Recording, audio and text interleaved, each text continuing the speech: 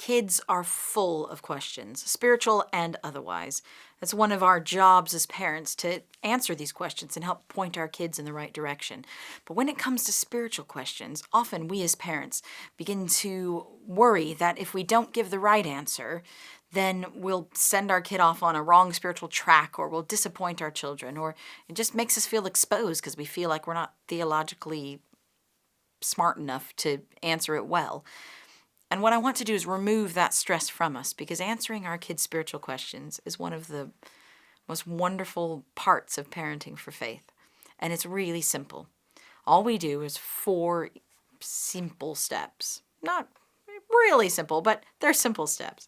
The first thing is I always go back to the kid and say, what do you think? Because often when our children are asking questions, there's something going on inside of them, and I want to get them talking first. So I'll say, what do you think? And listen to what they're saying. And then I begin to answer the question. The second step is to say, what do we know? According to the Bible and according to wise people around us, what do we know is the answer to this question. Then we answer, what do we not know? Because there are lots of things we don't know about Scripture, about theology, about God, and sometimes it's helpful to say what we don't know. And then lastly, you help frame for them how you handle this question. Because in the midst of what we do know and what we don't know, how it affects me as a parent and how I've worked it out in my life gives them a great window into how to process this question. So for example, the classic question that we get when, if you have a pet, you've experienced this before, the sad death of Mr. Meathead or Fish or whoever it is. And the question comes, is my pet gerbil in heaven? And the overwhelmingness of death, heaven, destruction, Jesus, theology itself come crashing down on us, and we're thinking, how do we answer this question? And I don't want them to be sad. And we begin to panic. And all we do is take them through the 4 steps. 1, what do you think? And listen to them talk about what they think and why they think it. And then we answer, what do we know? And with the pet gerbil question, what do we know? Well, I remember reading in the Bible that there are animals in heaven.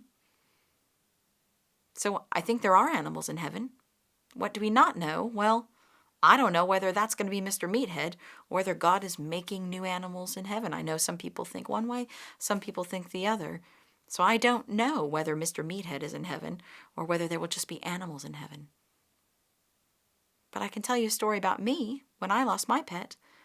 When I lost my dog, I was so sad, and I just felt like I could never smile again, and I lost my best friend, and I just used to sit and tell God about it all the time and say, God, I'm so sad, and I miss my pet. And this was only 5 years ago, and I'm sad, and I just talked to him all the time about how lonely I felt, and I just felt better knowing that God was with me and that He was the one person who won't ever leave me. I don't know. What are you feeling about it? And then we just continue the conversation with our kid. You can do this with any question. I was asked once, the kid was trying to trick me. Jesus says you're supposed to love your enemies, but Satan is our enemy, so am I supposed to love Satan? And I answer the question according to the 4 steps. Whatever the question comes up, take it through the 4 steps, because your experience is valuable and it helps them see how to answer questions. We go to Scripture, we find what we know, we find what we don't know, and we find wise people around us who can help frame it for us. There will be times where you will have absolutely no idea how to answer a question. That is completely fine, because your willingness to engage in the answer teaches your kid a whole bunch about God and you. And so when your kid asks a question and you genuinely do not know what to do with it, then just take it through the 4 things.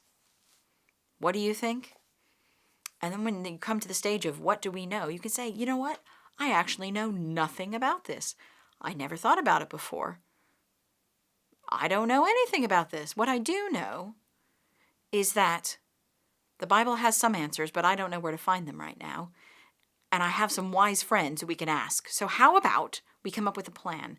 Whenever I am struggling with this, I use my concordance and I go to my friend. And so let's you and me talk to Sarah next time she comes over on Thursday and ask her what she thinks. And she'll be able to point us in the right direction. When you let your kids know that, look at my face, I am not scared by not knowing a God answer. You communicate to them that Christianity isn't about knowing the right answers. It's about a relationship with God, and it's about finding out more within the family of God that you've been put in. When you take the fear out of wondering, then it just becomes a happy journey with God. There are things you won't know. That's okay. The other thing is, don't be scared of answering wrong. This is a big thing. I remember when I started out, I was so afraid. What happens if I answer wrong? Like I've now shoved in this child's head the wrong thing and it'll stick there forever. The amount of times in regular parenting, I have to go back to my kid and say, right, totally sorry, that was not the plan, made a mistake, sorry, let's do something different. I do it all the time. And spiritually, we can do that too. We can be driving in the car and go, you know what, yesterday, when I said absolutely 100% Mr. Meathead is in heaven, I was thinking, I'm not sure anymore. Because I was reading this in the Bible, or I was talking to my friend John, and they were saying that that's something different. And so now I'm going to search out this answer because I'm really intrigued now. So I'm going to talk to our pastor about it because I want to know the answer too. And you can just correct whatever you made a mistake on. You can tell them that you're not sure anymore. You can just show them the openness of life figuring out with God.